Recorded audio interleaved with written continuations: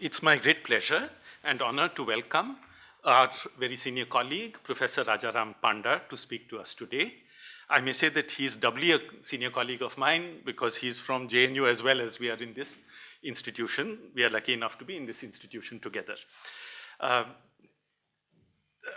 Professor Panda is a leading expert on Japan, Indo-Japanese relationships, and he has studied history, foreign policy, security issues, maritime security, cultural diplomacy, economic trade, investment issues. We'll also ask him about academic relations between India and Japan, many other things. He will be able to answer all questions, I'm sure. He has studied at Sambalpur, at University of Delhi and JNU, multiple degrees. There are 2 books he has edited, he has sole authored. There are very many which he has co-authored, and there are more than 200 research papers. So not all obviously on Indo-Japanese relations, yes, but there is a wider field. Indo-Pacific, you can say. Yes. So, and he's also a media personality. There are, as we will know from the Fellows website also, that he is a public figure enlightening a general public about our international relationships. And he has traveled very widely. He has also been ICCR chair professor in Japan, among his many other posts held in different regions. Before I call upon Professor Panda to speak, let me say 1 or 2 things. That many of us have friends, relatives who have emigrated to Western societies. Most of us know somebody or the other who has emigrated. Now, those societies are at least in a formal sense talking of multiculturalism, whereas Japan is much more ethnically homogeneous. And one of the things which we would want to know is how is the experience of Indians in a much more homogeneous society, which doesn't make at least a public fetish of multiculturalism, how is it different from the societies which we get stories of from friends and relatives? That would be one thing. The other thing is that a lot of I gather, we can be corrected, that many of the people who go to Japan from India, in some way it depends on their knowledge of English. So, is there a case in that through colonialism, through our colonially acquired English, we become more acceptable in Japan? Is this a kind of paradox which is going on? That is something which we may wish to reflect about if it's true. That said, today I'm standing in at the last minute. Dr. Ravi Mishra has been called away, and you know, as we know, he usually makes some incisive comment and questions are there. Today, you don't have that. I'm a Stepney, so you must treat me as such, but fortunately, speaker is original. So saying this, please, Professor Panda, we look forward to hearing you. Thank you, Indra. I didn't know that you are also from, you are also from JNU. I don't know. No, I never knew about it. See, today I choose this topic deliberately because we often talk about defense, security, economic, trade, investment, metro or projects and all. But nobody talks about the diaspora issue. So I thought this is something new to me. It is not entirely new. I have already done a couple of papers also on this, and this is more exhaustive. This paper is about 12,000 words. So I am going to speak something about in the context of Indians living in Japan historically, and also in the current context, current times, and their experiences, how they are welcome, how they are received. Also, I would like to compare the Japanese diaspora outside of Japan, and when they actually come back to Japan, how they are treated. So these are all under the overall rubric of the diaspora studies. Let me give you I will read from the paper the key points only, skipping many because the time, I think. The chair may be generous in giving me as much time as possible because it is a challenge for me that you people will like it because I will try to make it interesting. To begin with, the arrival of Indians in Japan, this is background I'm giving you, then I'll come to the micro issues. The arrival of Indians in Japan for business and commercial interest began in 1870s. 1870, why this year is important. Japan was a closed country for 200 years during the Tokugawa period. And finally, it became a little open when the Meiji Revolution started in 1868. And then the introduction with and also the arrival of the forced entry of Commodore Perry to Japan, how then Japan was exposed to the outside world slowly. And the Indians around that time basically were traveling there for trade and commerce purposes. And the two main ports, that is Yokohama and Kobe, were the center where these Indians were engaged in trading activities. More Indians entering Japan during World War I, when the Japanese products were sought to fill gaps in demand that Western Europe could not meet. Following the great Kanto earthquake of 1923, most of the Indians based in Yokohama relocated to the Kansai region. Kansai is the Osaka and Kobe area. Osaka, Kobe, Nagoya, Nara, the central part. The entire part is called Kansai region. And the city hosted the largest migrant Indian population in Japan. Yokohama authorities offered special incentives to the Indian community after World War II to revive their old base in Kanto.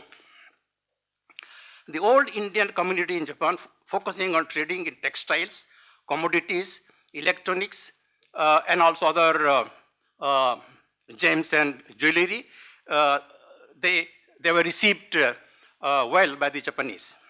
In recent times, there has been a change in the composition of the Indian community with the arrival of a large number of professionals, including IT professionals and engineers working for Indian and Japanese firms, as well as professionals in management, finance, education, and science and technology research.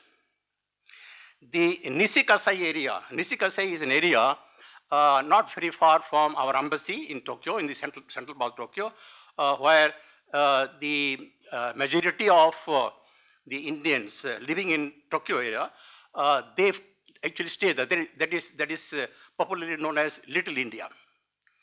And I will speak more on that actually, how actually that developed. This is about 15 minutes from central Tokyo on the Tozai subway line, which connects our Indian embassy. The station is Kudanshita. Their growing numbers had prompted the opening of 3 Indian schools in Tokyo and Yokohama. Who started these initiatives? That also I will elaborate as I go on. The community is actively engaged in events organized by the embassy. In the Indian embassy, there is one Vivekananda Cultural Center, and which is very, very active. And how actually started also, there is a story behind that. Before I proceed further, if I can tell briefly how the Vivekananda Cultural Center started. In 1993, December, the Japan Foundation had actually opened its office here. And I joined Japan Foundation in June 1994, and I stayed there for how many, I think 15 or 16 years. So they wanted certain facilities, like custom clearance, add to the airport. Indian government had not taken any decision to open its own cultural center in Tokyo. So when they wanted specific facilities, like these tax exemptions and custom clearance and all, Indian government, our Ministry of External Affairs, put conditions that this has to be on reciprocal basis. Japanese are very much reluctant to agree to this idea. Finally, it happened, and then I think in the late 90s, probably, exact year I can't remember, the Vivekananda Culture Center started operating in the embassy compound itself. And the ICCR activities also are conducted there. And I was the beneficiary of the ICCR taking of chair for 2 years. So I was closely involved in that activities from 16 to 18, very recently. That was my last trip to Japan. The Indian community lives harmoniously with its neighbor and has developed relations with local governments to become valuable members of the Japanese community. As per the latest information available, approximately 53,000 Indians live in Japan. If we compare this number with the Indians elsewhere in some other developed countries, it is rather very small. Compared to with millions of Indians dispersed in Europe, Australia, and other developed countries. The reasons I will explain as I go on. Then, let me give you some theoretical framework now before I come to the facts, bare facts. In the wake, this I'm telling to understand the background of Indian diaspora so that we will understand better when I speak about Indians' presence in Japan, historically and also in the contemporary times. In the wake of an increasingly globalizing world and the unprecedented momentum that this process is being witnessed, the cross-border movement and that of across continent of people does make a fascinating story in the academic community. The migration of people brings in its wake issues of cultural conflict, clash of interest, racism, economic domination, influence of political power, questions of identity, and so on. This phenomenon of demographic dispersal of people is not recent. It has been going on for centuries. It has been there for centuries and ages. Historians, scholars, and analysts have tried to examine this phenomenon from different perspectives. Cultural theorists try to see this from the perspective of either cultural assertiveness, which perceives the domination of one culture over the other, or cultural refinement that stems from different cultures and towards refinement of a richer culture. Similarly, historians see this from different perspectives. For example, Samuel Huntington sees this as clash of civilization. I think most of you must have heard about this, his famous book. The purpose of this paper, actually this is a chapter of my this project, which is going to be a big one. Similarly, political theories have their own perspectives to evaluate such developments. The purpose of this paper is not to indulge in such controversies.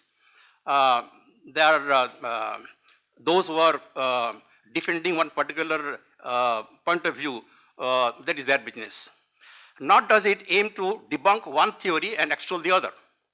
The basic hypothesis here is to say that migration is a global phenomenon which has existed over centuries, and it is in this context that the position of the Indian community in Japan and their role in Japan is being discussed and examined. It is presumed that this global phenomena, human movement, has contributed to the development of civilization and enrichment of human knowledge. The international movement of people from one country to another and from one region to another region is a time-tested development in human history. Such movement of people has been more pronounced from the developing and underdeveloped country to the more developed ones for better prospects and better lifestyle. So, throughout history, nations once rich have turned pauper and vice versa. Thus, it is not a question of, it is not a case of only Indians who moved overseas and now scattered throughout the world. Japan, before it became rich, during the post-war years, also saw movement of people outside its source. For example, at present there is a sizable number of Japanese settlers in countries like Brazil and Peru. I was in Brazil in 2017 for a week, and my host was one Japanese immigrant, one professor. You can ask me during the Q&A. I will skip this right now because that is, I have a lot of personal experience I can share with you. Now, what is the diaspora? We are talking about diaspora, but let's understand what is the diaspora mean. The term diaspora is a word of Greek origin, which means scattering or sowing of seeds. The term is used to refer to any people or ethnic population forced or induced to leave their traditional ethnic homeland, being dispersed throughout other parts of the world. And the ensuing developments in their dispersal and culture. Indian diaspora is a generic term used for addressing people who have migrated from the territories that are currently within the borders of the Republic of India. Those Indians who decided to leave their native land to live in other parts of the world were driven by employment, business, or any other purpose. The word diaspora suggests the idea of dispersal and fragmentation. Indian diaspora would mean Indian population outside India, particularly those who have migrated to foreign lands and settled, thereby surrendering their Indian nationality. Broadly, Indian diaspora would mean disparate elements from the Indian subcontinent settling overseas, whereby the diaspora is expected to set their regional, ethnic, and linguistic identities and assume a more general identity of being an Indian.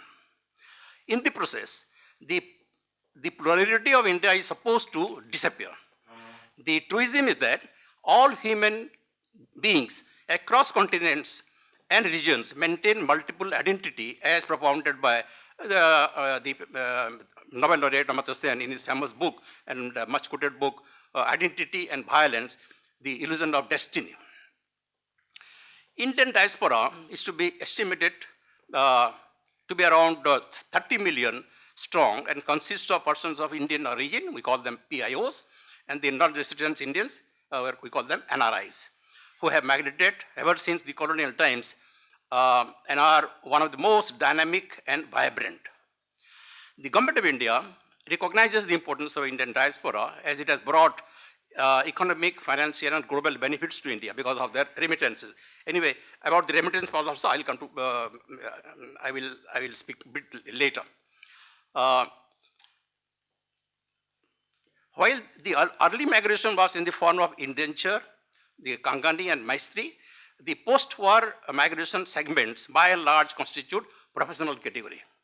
It continues to grow in size and transnational presence with its invaluable contribution to countries not only they have adapted, but also to the ancestral motherland, culturally, economically, and politically.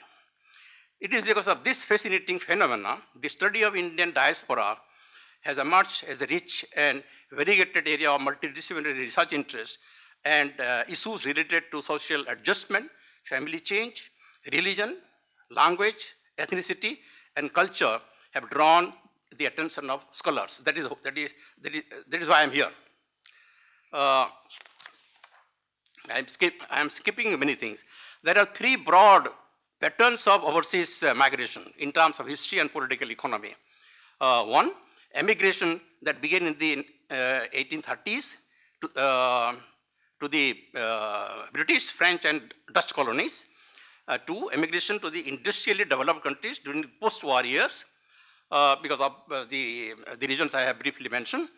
And the third is the recent migration to West Asia and also elsewhere. Recent migration to of the Indians to the West Asian region, the Middle East, was basically oriented towards labor and serving occupation on contract basis. I have so much of figure which I am not going to give you because that will be of not of interest, I guess.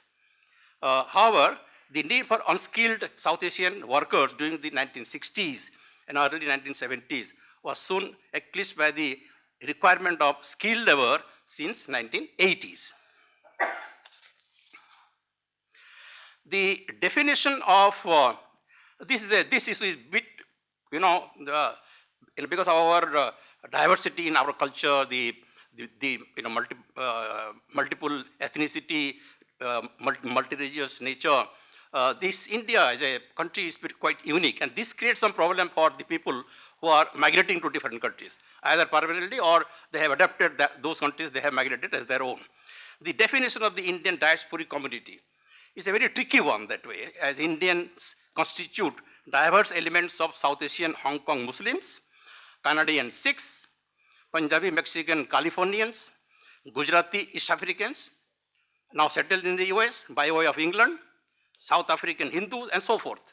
So, as I said, they retain multiple identities, but then the Indianness remains in them. The increasing number of the Indians in their countries of adoption in specific clusters that visibly put them apart not only becomes noticeable because of their distinctive cultural identity, but also provokes at times racial attacks against them. I'll give an example. The Indian women in their native dress with vermilion dot here on our forehead is easily seen as an embodiment of dot busters. You must have heard about it. A gang of white teenagers operating in New Jersey who are responsible for several violent crimes against Indians. Because they were mistaken, dot busters, so very easy to identify. Similarly, Sikhs in England have insisted that they be exempted from law that compels bicyclists and motorcyclists to wear helmets, because such helmets cannot be worn over turbans. And their religious faith required Sikhs to wear turban. Similarly, the Kirpan, what is it called? Kangra? Kirpan. Yeah, Kirpan has been issue of contention in Californian schools. Interestingly, irrespective of their diverse cultural identities, the Indian communities across the world maintain some sort of links with their motherland. That is how we had a Ministry of Overseas Affairs, and of course now it is merged with the Ministry of the External Affairs. Hindi feature films provide the most common bonding cutting across ethnic divide. A phenomenon that is unique to the Indian diaspora is that what Hollywood is to Western Europe, Hollywood or Bollywood is to the Middle East and East Africa. So much so that even Indian Hindu film can be seen being screened in grocery stores and video stores with Arabic or English subtitles. It may be pertinent to mention here, this is from my own experience, I'm telling you, I'm sharing with you.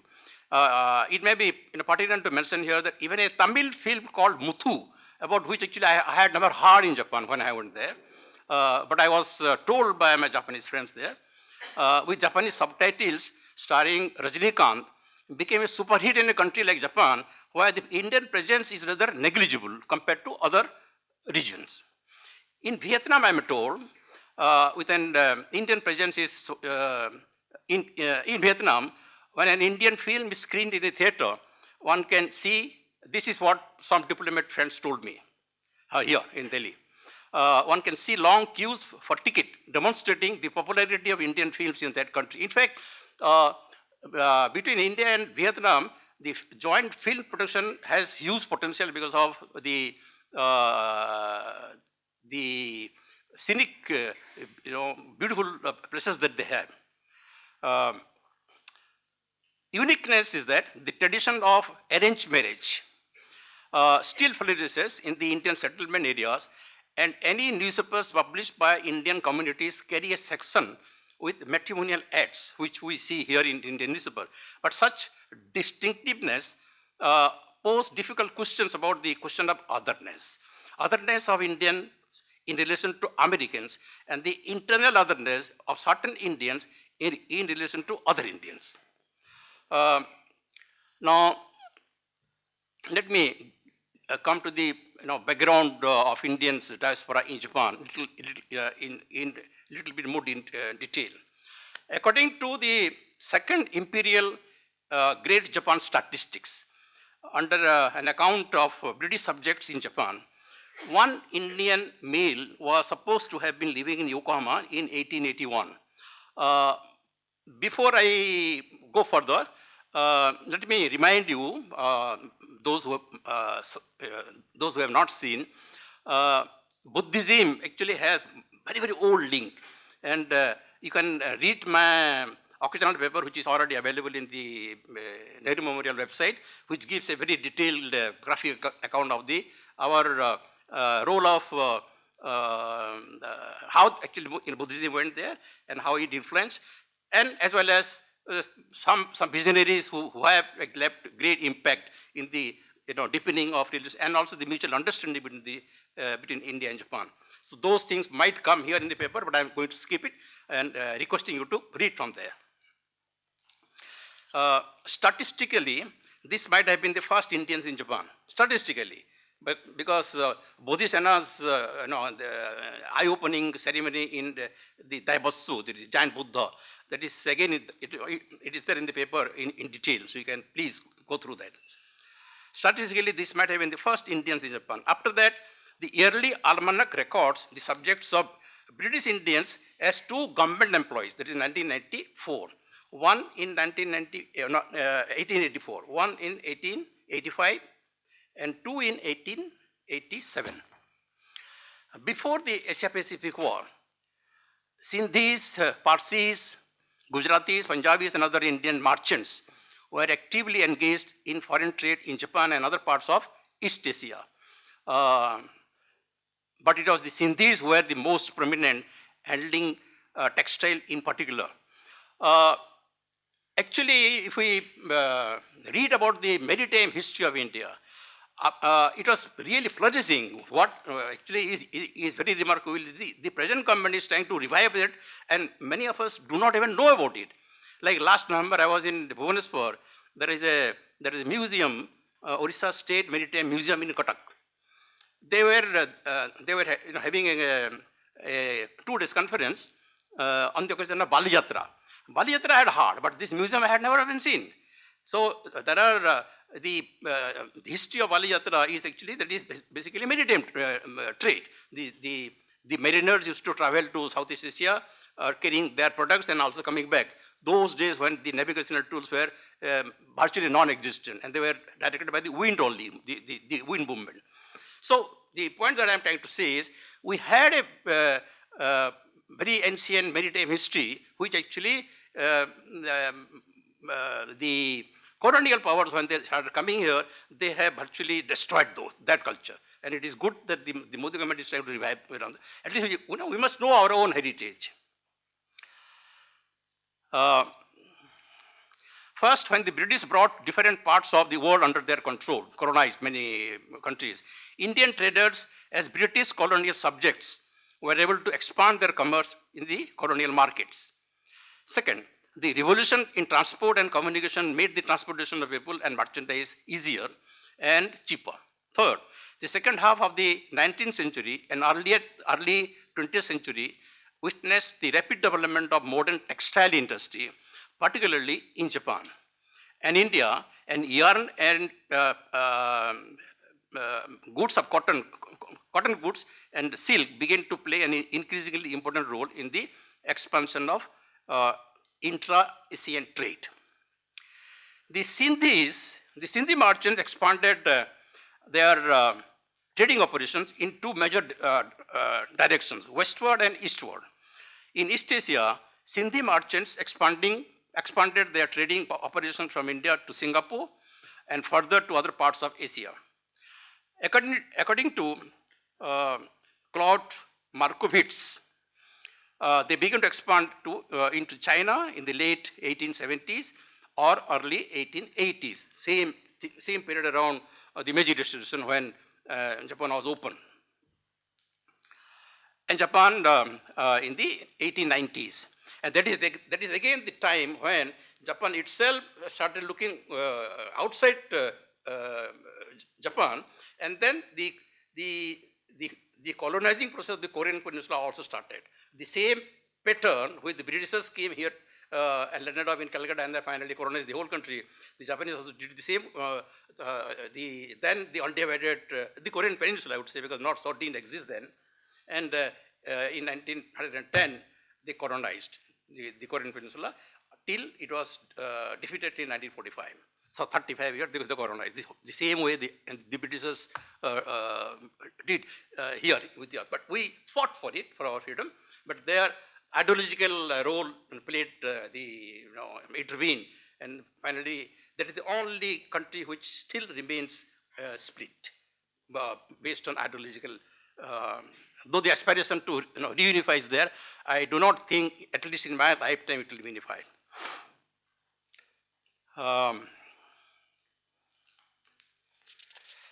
According to G.A. Chandru Advani, in 1912, there were some 25 Indian trading firms in Japan, most of which were based in Yokohama, which I mentioned earlier. Although many of them left Japan when World War II broke out, they later returned to the country to resume their commercial activities. And by that time, the Sindhi commercial community had become more powerful than that of the Parsis in Yokohama. When the Great Kanto earthquake occurred in 1923, however, all the commercial premises of Indian traders in Yokohama were razed to the ground. If I can sidestep a bit and share something interesting here, see the respect the Indians earned in Japan, even historical days. Compare that with the Koreans. During the Kanto earthquake, there were many Koreans also subjects living in Japan. 1923, it was already a colony of Japan, the Korean Peninsula.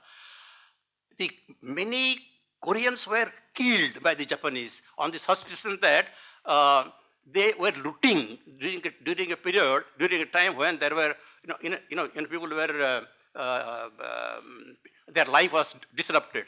Compared to that, I have read Indians helped them to, like as we did in the last 2011 Great Eastern Earthquake, we sent a team here for restoration purposes. So Indians have that kind of presence, feeling, and they come to the help of the people at the time of distress. There are some 170 Indian residents in the port city, of which 23 died during the Kanto earthquake. Consequently, many of the Indian merchants with their families left Yokohama for Kobe to resume their trading activity. Even now also Kobe and Yokohama, there are many Indians doing business there. In response to the growing number of Indian merchants in Kobe, the Indian Chamber of Commerce was set up in 1937. As of January 1938, there were 128 members of the chamber. It is not surprising, therefore, that almost all the large textile manufacturers and wholesale merchants of Fukui and Kanazawa had branches or representative offices in Kobe and went around the Indian merchant houses to take orders. Such commercial activities received a civil jolt when World War II intervened. But the versatility of the Indian trading networks can be measured when they started diversifying their activities in the post-war period. Some of the Indians returned to Japan after the war to resume their commercial activities in Kobe. The Indians in the port city rose in number from 151 in 1950 to 390. I think I will skip these figures because these are, I don't think this will be of interest to you. When I write an article, maybe it will be relevant. Indian community in Japan is financially very stable and mostly engaged in the export of electronic goods, textiles, auto parts, and jewelry, and imports of handicrafts, garments, precious stones, marine products from India. If I again can sidestep, give some personal experience, this will be of interest to you. I'm just trying to make it a bit interesting so that you don't feel bored. Marine exports. From India, from my state of Odisha, the shrimps and the scraps are major bulk items which actually go to Japan. So I was invited by a Japanese friend to their house for dinner. So they were very fond of eating Indian chicken curry, because I told them the chicken curry that you get in the restaurants there, in the Indian restaurants, are actually not authentic, because these are all Japanized. So the original, you don't, you will not be able to know, I will know. Then they said, can you cook for us? I said, yes, I can do. Then I gave I had some spice powder, so I carried with them, with me. And then they say, anything else to be added? I say, if you want to eat, maybe make it a bit more tasty, you can put some shrimps also, you can buy some shrimps. So they had bought some shrimps, small shrimps. When I opened that, and I checked it, it was from my state, Odisha. I told her, this is from my state. So, means it is sold in Japan, it's quite popular. The non-trading community consists of students, engineers, scholars going under the exchange program and yoga practitioners besides officials of the Government of India and public sector undertaking. Over the years, the number of Indian engineers, particularly computer software engineers, in Japan has substantially increased from 120 in 1993 to over 800 by 2000. There are about 60 academics and translators working in various universities. Over 1,000 Indian cooks work in different restaurants, which are extremely popular. Indian curry, which was popularized by Rasbihari Bose. Again, you know, the Nai restaurant and the Nakamuraya, the two in Shinjuku and in Tokyo, in Ginza. Those references, some more details will be available in my paper, which is already available in the website. Over 500 such restaurants are in Tokyo alone, Tokyo areas alone. Most of these restaurants are owned and managed by the Japanese. While dining at an Indian restaurant in Nijuwashima area in Tokyo in 2017, this is again from my personal experience. I mean, I was pleasantly surprised when I was told on inquiry that there were 28 persons from the district of Baleswar in Odisha alone working in restaurants as chefs and workers. Just for one person goes there through some network, and then after some time he then brings another. Then the second person brings another two. Like that, 28 persons were there from only one district. There is a small Sindhi community in Okinawa providing services, particularly tailoring to the American base, the soldiers. Now, what is the current situation? Current situation, the presence of the Indian community in Japan is negligible as compared to their presence in other countries, which I had already mentioned. The presence of the Indian community in Japan as compared to other regions such as Europe, UK, US, or more recently the Middle East region is incomparable. For example, the presence of the Indian community in Australia is just 1.02%, and that of New Zealand 1.45%. In Japan, it is very, very negligible. As I said, the total number is about 53,000. Language. I think the chair mentioned about the language. In English, how the lack of Japanese language learning deters many Indians to go there, which is actually not the case. There are, of course, issues, but which is not the case. And the Japanese, even since Manmohan Singh's government, both the countries had actually agreed to train 30,000 Indians in Japanese language, which is yet to be realized. The Japanese embassy and the Japan Foundation, they are doing their bit as much as possible. In fact, this language is such a very difficult language. It is easy to speak, but very difficult to read and write, because it has got katakana, hiragana, and then the kanjis. So this remains as a major challenge for many Indians in Japan. Though navigating one's way on day-to-day business could look easy and manageable, which I could somehow manage, there could be unexpected situations that one could confront, such as dealing with the police or hospital cases. If you fall sick, you go to the hospital. In case you don't have any friend with you, how do you communicate with the hospital staff? Where explanations with poor language communication could be found wanting. Education of children of those especially our software in professionals, IT, pose another challenge for the Indian parents. Good international schools are not affordable, and choices of Indian schools are constrained with their locations that make access to children difficult. Notwithstanding such challenges and many more, Japan remains as the most loved country for the Indians. What attracts positivity amongst Indians are Japanese values of punctuality, discipline, patience, civic and social responsibility. The realization dawns on them that if such traits are incorporated in the Indian system, as our as Prime Minister had been had started this Swachh Bharat movement, India's dream of creating a clean India could be realizable. I think so. We must change. Our habits must change. Though Japan's immigration laws remain the same for all the nations, while the Chinese, Koreans, and Filipinos outnumber the Indian number, India continues to remain reticent because of assimilation issues, despite high admiration that they have for the nation. As has been elsewhere in the world, and cutting across nationality, when peoples of one nationality have migrated into another place, they usually have formed their own social groupings as an expression of their own ethnic identity.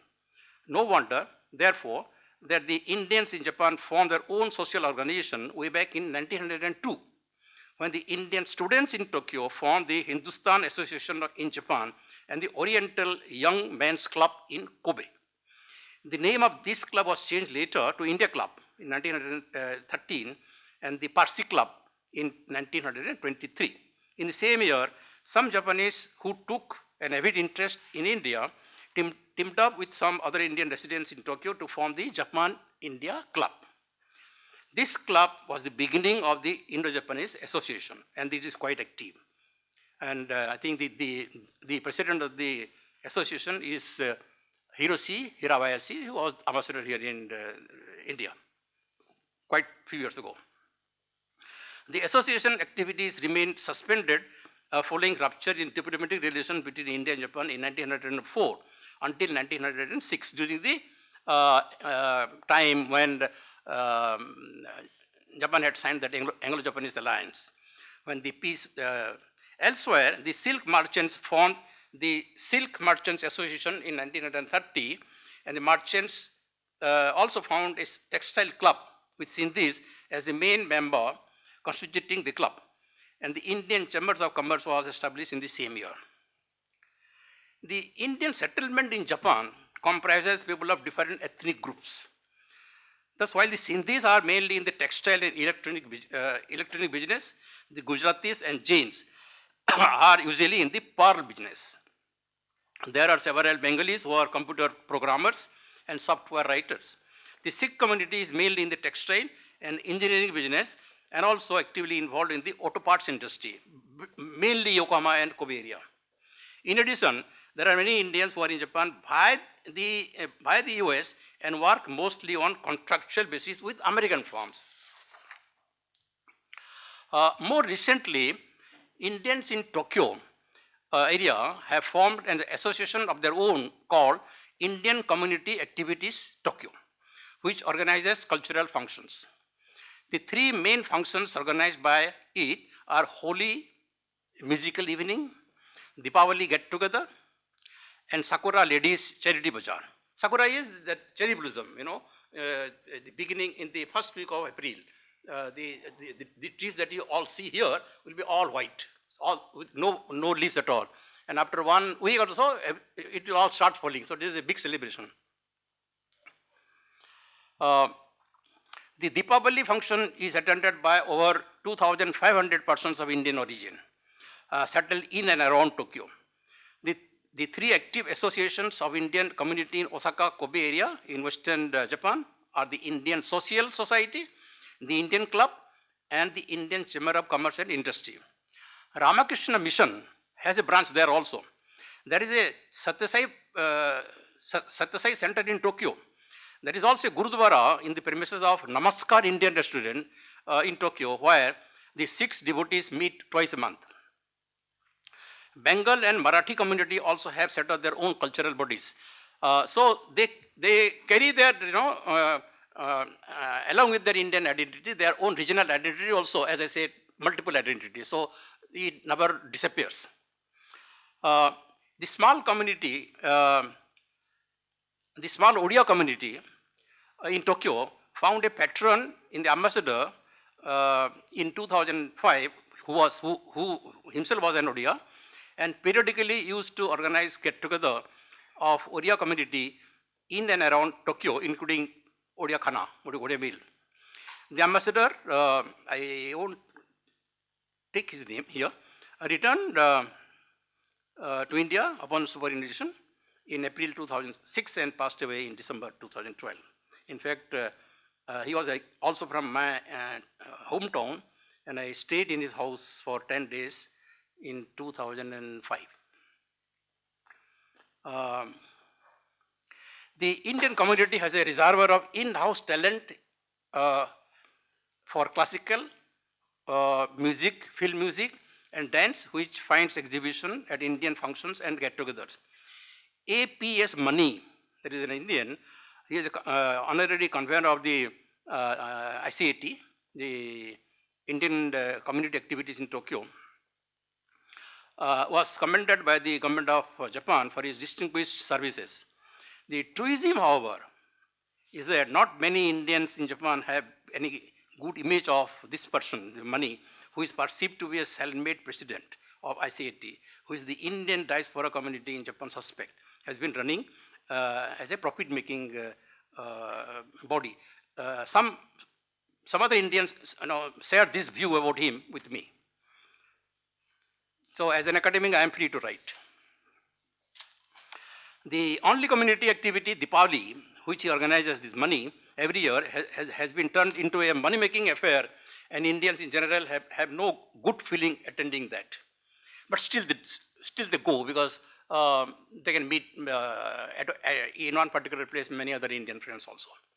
Such hard feelings, however, do not take away the recognition of the Indian community's selfless and voluntary services at the time of the Kobe earthquake in 1994, and again, as I mentioned, the Great Eastern Sendai earthquake in March 2011, which were widely appreciated. By the way, March 2011 earthquake, I was physically present there and I felt it. And I have seen myself in Tokyo, how life got disrupted. In fact, I was in the midst of a conference like this here in Sapporo, and then the whole thing shook. So it was really, scary. Indians have adapted themselves fairly well, and inter-community marriages are being encouraged. Japanese rules and regulations for acquisition of citizenships are very tight, very strict, but these are in no way discriminatory against Indians.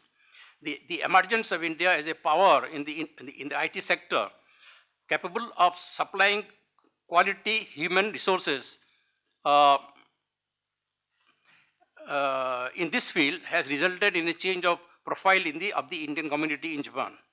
The increase in demand of the IT professionals from India and consequent relaxation in the immigration policies of Japan for these professionals will see a greater presence and contribution of the Indian community in the years to come. Now, remittances, how much actually remittance we get from the Indian community in Japan. I think it is not that easy to say, but let me, whatever figures that I have got, I will share with you. The millions of Indians working across the world and send some of their hard-earned money back to their home country and to support their families.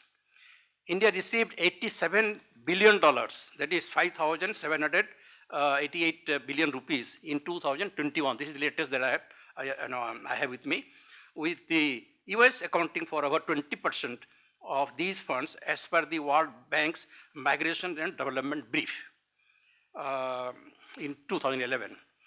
There is a general tendency among the Indian diaspora to send remittances to support their families. You all must be very familiar how the state of Kerala, for example, received a lot of remittance money from the Middle East. The This trend was more pronounced when life was disrupted during the prolonged period of the COVID-19 pandemic, when most economic activities were drastically halted. This was also aided by economic recovery in Europe and the United States and the fiscal stimulus and employment support programs.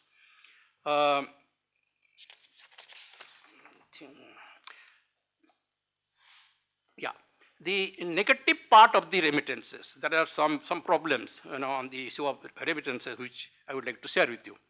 The negative part of the remittances is that workers sending money back home often face hefty transaction fees. The fees vary depending on the amount transferred, methods used, and countries in question.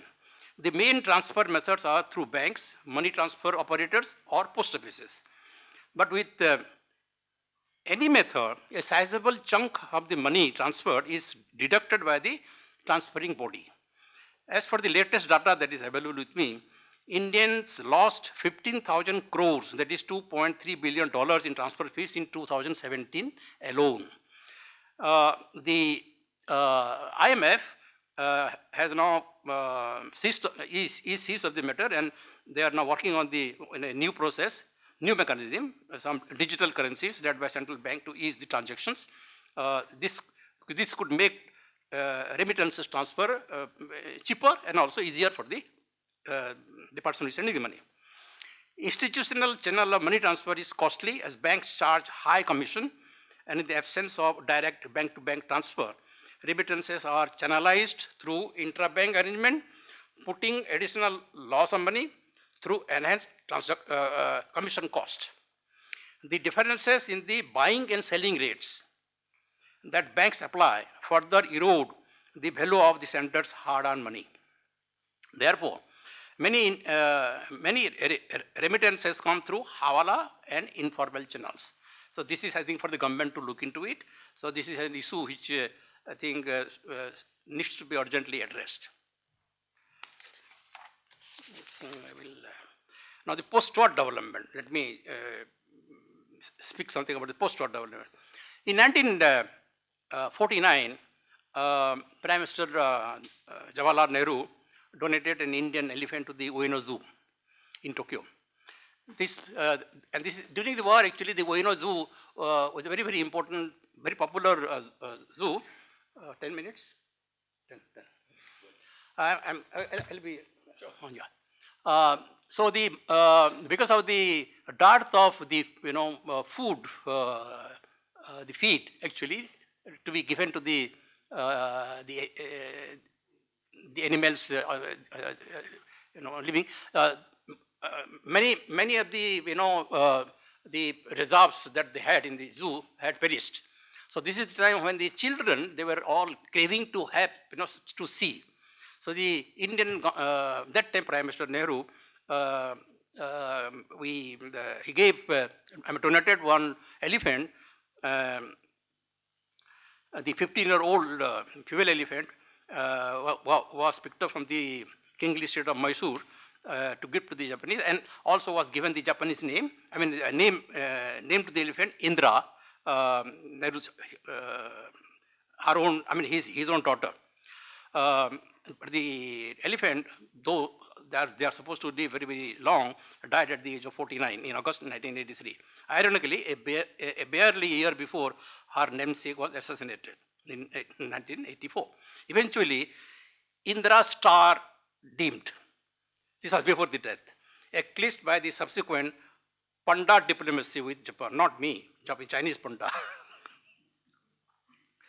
It is also worth noting that Nehru not only waived war reparations towards Japan, but decided India not to join other communist countries in signing the San Francisco Peace Treaty in September 1951.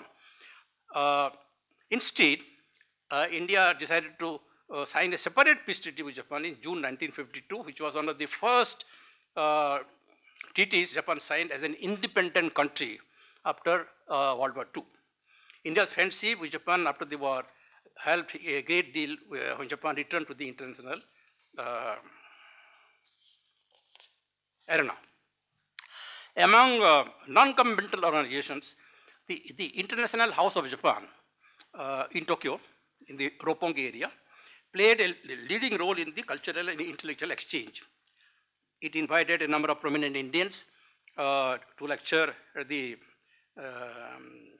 International House of Japan, including Vice President that time, Dr. Radhakrishnan in October 1956, and Prime Minister Nehru himself in 1958. The I House, that is as it is popularly called, I House, also supported the activities of, it is something actually, on the line of our India International Center. Both these institutions have got, I think, some institutional arrangement, some relationship. In fact, the ISE, in fact, was inaugurated by the retired ambassador, the retired emperor, Akito. And that was the first trip they made. In fact, I think it was their, soon after that marriage, their honeymoon trip to India. So they have some India study group there, where academic activities take place. They have a very good library, some seminar halls and all, and also some guest rooms. I had occasion also to stay there for a couple of days once. Scholarly exchange took place between this group and the Calcutta-based Indian Statistical Institute, headed by the distinguished statistician Chandra Mahalanobis, well known for drawing of India's first 5-year plan. Therefore, with this background of strong cultural foundation, the current position of Indians can be studied in some context. As I said, the India's International Center is modeled on the line of the ISJ, and the foundation stone was laid by the outgoing, the retired ambassador, the current, not ambassador, the emperor, the current emperor's father, Naruhito's father, Akito, and son of Hirohito. When he visited as crown prince along with Crown Princess Michiko from 27th November to 6th December in 1960. The imperial couple made another visit to India as emperor and empress in November 2013, further deepening our bilateral ties. Generally, many foreigners living in Japan face, and they complain, they face discrimination.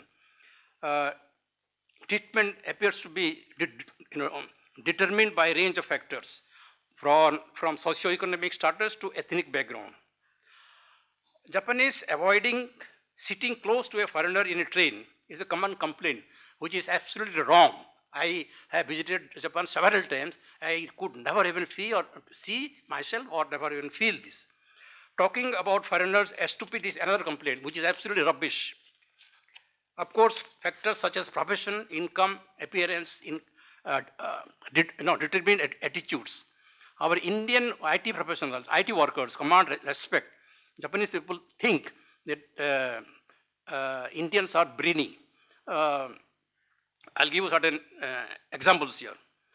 As the Japanese perception of Indians in Japan, there is a large reservoir of goodwill and appreciation of their diligence, sincerity, and commitment. Indians in Japan have earned the respect of the locals, while they have become an integral part of the Japanese society. They have retained their own ethnic and cultural identity as well. For example, when the Shinsei Bank, a Japanese bank, one of the biggest banks in Tokyo, was declared bankrupt in 2000, a small team of Indians worked hard to bring the turnaround, and the bank regained its status in 5 years' time. The Indian team, headed by Dhananjaya Dwivedi, senior marketing executive officer, and assisted by a small team of young planning managers, all Indians, was responsible for this amazing recovery. That is how they earned respect.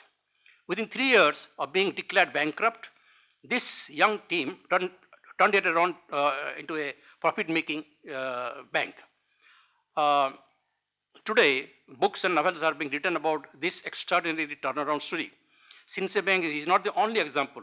The brain behind the automatic ticket dispensing system of the Japanese bullet train, which is renowned the world over for its unmatched engineering and technology, are those of all Indians.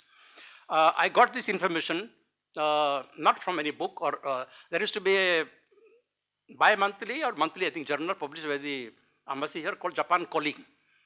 few years ago. I had got that information from that. I don't know whether that is still coming or it is stopped. I think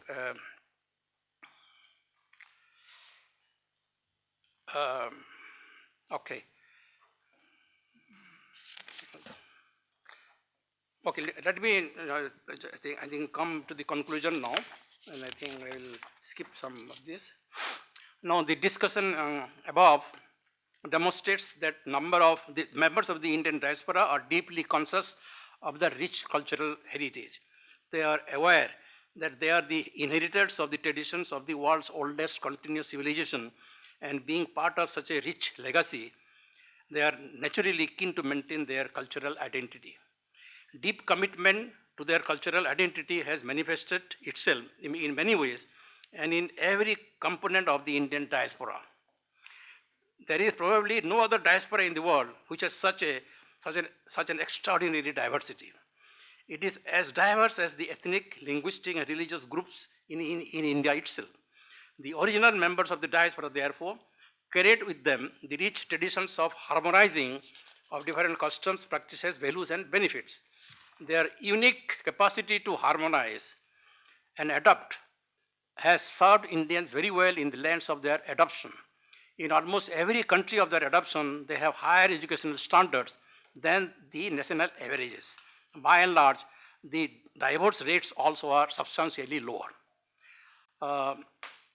In some cases of Indian settlers in Japan, their attitude and cultural behavior have been influenced and shaped by historical experiences. For example, the original members of the diaspora remained and confined themselves to a close community. The reasons can be manifold. One is the discrimination and isolation they faced in the initial years of their settlement from the community, which showed no mercy to any non-Japanese. But Japanese attitude towards Indians soon changed. On the contrary, the Indians emerging victorious from their initial hardship preferred to stay in a close-knit group so as not to share the benefits of their hard-earned survival right with any other newcomers. Such exclusivist mentality is comparable to the Indian policy of non-alignment, if I can give some kind of political interpretation. Another trait of the Indian diaspora that comes out demonstrably clear is that they seldom sought conflict with their fellow citizens of the countries of their residence. Even the same examples I can give also in the South Asian countries where there is a sizable Indian presence.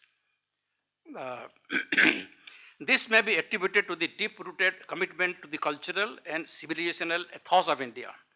This ethos has been imbibed by the successive generations of members of the Indian diaspora, whether they are descendants of illiterate indentured laborers or of highly qualified professionals.